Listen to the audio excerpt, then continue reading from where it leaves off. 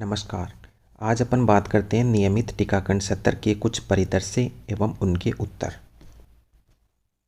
परिदृश्य 1।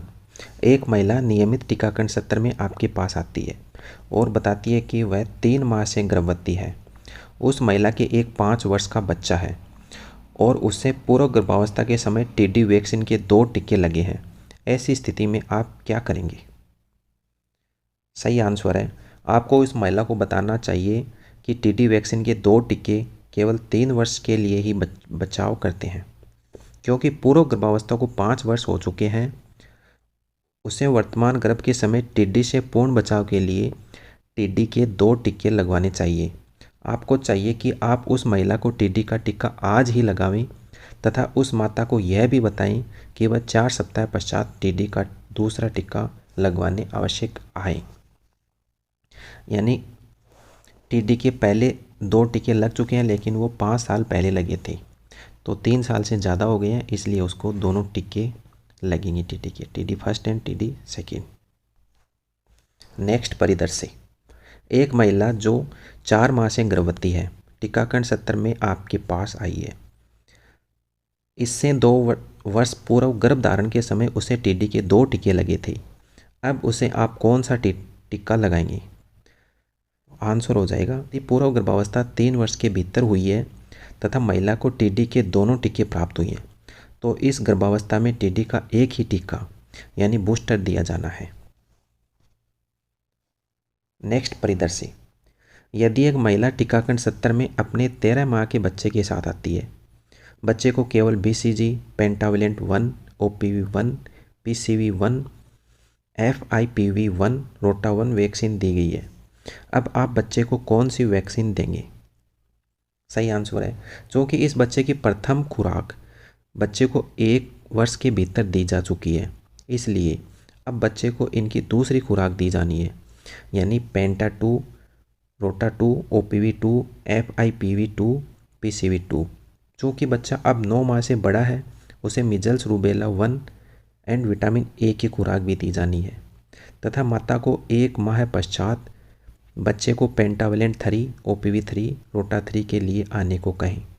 इसी तरह 2 माह पश्चात PCV बूस्टर, FIPV 3 खुराक भी दी जानी है, क्योंकि इन टीकों को न्यूनतम अंतराल 8 सप्ताह का है।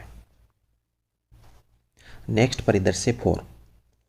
किसी दूसरे जिले की एक महिला अपने माता पिता के घर पर डिलीवरी करवाने हेतु आपके क्षेत्र में आई है।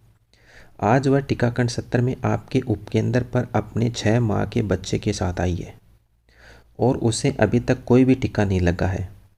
आप उसके बच्चे को कौन सी वैक्सीन देंगे? उत्तर।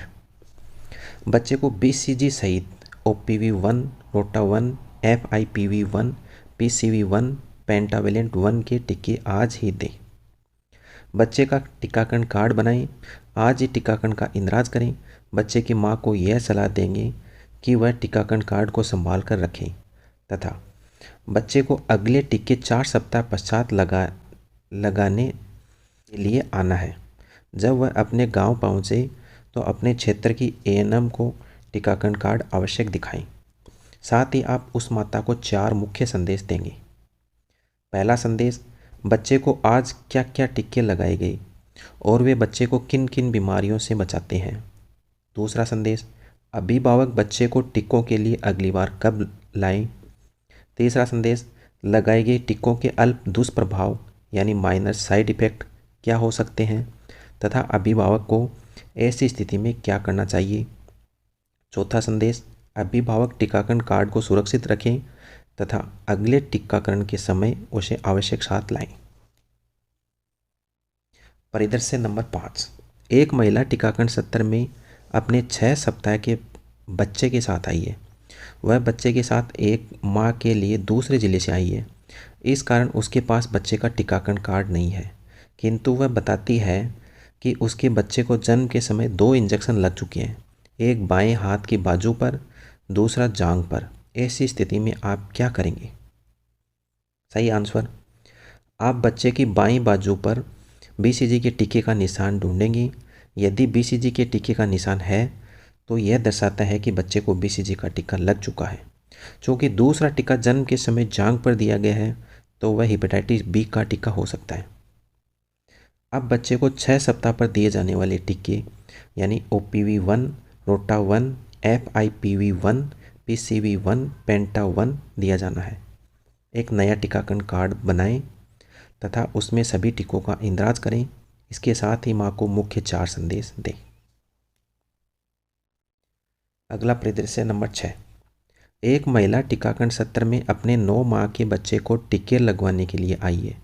बच्चे को हल्के दस्त व बुखार है। ऐसी स्थिति में आप क्या करेंगे? सही आंसर, आप बच्चे को MR1, PCV बूस्टर, FIPV3 एवं विटामिन ए की खुराक दे सकते हैं। हल्का दस्त व बुखार ऐसी स्थितियां नहीं है कि उनमें टीका नहीं लगाया जा सके। परिदृश्य नंबर 7। एक महिला टीकाकरण सत्र में अपने 9 माह के बच्चे के साथ आई है। उस बच्चे को आज तक कोई भी टीका नहीं लगा है। आप आज उस बच्चे को क्या क्या टीका लगाएंगे? सही आंसर, इस 9 माह के बच्चे को आप सभी ड्यू टीके दे सकते हैं यानी BCG, OPV1, रोटा 1, FIPV1, PCV1, पेंटाविलेंट 1, MR1 तथा विटामिन ए का घोल एक साथ दिया जाना उचित है। नेक्स्ट परिदृश्य नंबर 8। यदि 11 माह के बच्चे की माँ उसे आपके उपकेंद्र पर टीकाकरण सत्र की समाप्ति के समय लाती है, आपके पास इस वक्त MR के टीके की कोई भी शीशी खुली हुई नहीं है एवं MR की एक बिना खुली हुई शीशी है। ऐसी स्थिति में क्या आप उस बच्चे के लिए MR वैक्सीन की नई शीशी खोलेंगे, यह जानते हुए कि बची हुई वैक्सीन बाद में उपयोग में नहीं ली जा सकती है? सही आंसर, आप MR वैक्सीन की नई शीशी खोलेंगे और बच्चे को MR का टीका लगाएंगे। आपको बच्चे के टीकाकरण का कोई भी अवसर नहीं छोड़ना चाहिए। आपको RCH रजिस्टर में यह भी देखना चाहिए कि आज के दिन कोई अन्य बच्चा MR का टीका लगाने योग्य है। यदि कोई अन्य बच्चा MR का टीका लगाने योग्य है तो आशा सहयोगिनी तथा आंगनवाड़ी कार्यकर्ता की सहायता से आपको उन बच्चे को आज MR का टीका लगाना चाहिए। नेक्स्ट परिदृश्य नंबर 9। एक महिला टीकाकरण सत्र में अपने 18 महीने के बच्चे के साथ आई है। उस बच्चे को आज तक कोई भी टीका नहीं लगा है। आप उस बच्चे को क्या टीके लगाएंगे?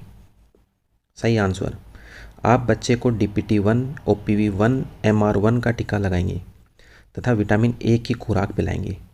माँ को बताएं कि वो बच्चे को 4 सप्ताह बाद DPT2, OPV2, MR2 की खुराक दिलवाने आवश्यक लेकर आएं। नेक्स्ट परिदृश्य नंबर 10।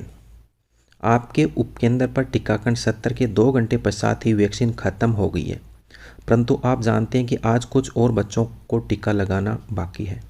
ऐसी स्थिति में आप क्या करेंगे? सही आंसर, आपको संबंधित LHV तथा चिकित्सा अधिकारी से संपर्क करना चाहिए और उन्हें बताना चाहिए कि आपको आज अतिरिक्त डोज की आवश्यकता है। आपको टीकों की कम उपलब्धता के कारण सत्र बंद नहीं करना चाहिए, बल्कि अपनी आवश्यकता के अनुसार अतिरिक्त मांग करनी चाहिए। उन कारणों का पता लगाना चाहिए कि वह सत्र के बीच में ही वैक्सीन क्यों खत्म हो गई तथा उस कारण को दूर करना चाहिए ताकि भविष्य में इसकी पुनरावृत्ति न हो सके। अब बात करते हैं अपन प्रत्येक नियमित टीकाकरण सत्र के दौरान अभिभावक को निम्न 4 संदेश अवश्य की याद दिलाएं। संदेश नंबर 1, बच्चे को आज क्या क्या टीके लगाए गए और वे बच्चे को किन किन बीमारियों से बचाते हैं। संदेश नंबर 2, अभिभावक बच्चे को टीकों के लिए अगली बार कब लाएं। संदेश नंबर 3, लगाए गए टीकों के अल्प दुष्प्रभाव यानी माइनर साइड इफेक्ट क्या क्या हो सकते हैं तथा अभिभावक को ऐसी स्थिति में क्या करना चाहिए। अभिभावक टीकाकरण कार्ड को सुरक्षित रखें तथा अगले टीकाकरण के समय उसे आवश्यक साथ लाएं। कोई भी बच्चा टीकाकरण से वंचित न रहे और नहीं छूटे। प्रत्येक बच्चे को पूर्ण टीकाकरण का अधिकार है। थैंक यू दोस्तों। अगर वीडियो अच्छा लगे तो प्लीज़ लाइक सब्सक्राइब ज़रूर करें।